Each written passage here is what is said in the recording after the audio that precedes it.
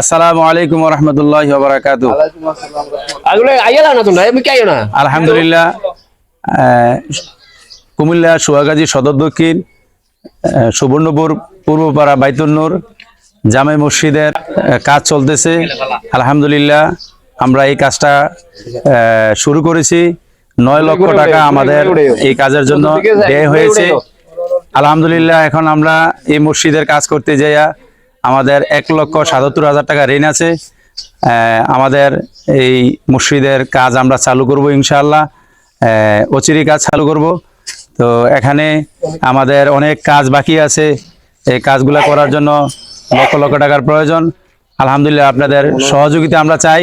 আমাদের এখানে উপস্থিত আছেন মসজিদের সম্মানিত মুসলিম কেরাম মুরব্বীরা সবাই আছেন, তোর মধ্যে আমাদের মসজিদের সেক্রেটারি সাহেব আছেন এবং আরো দায়িত্বশীল সবাই আছেন এখানে।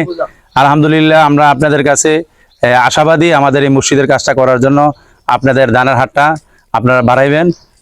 এই কথা বলেই শেষ করছি। আসসালামু আলাইকুম ওয়া রাহমাতুল্লাহি ওয়া বারাকাতুহু।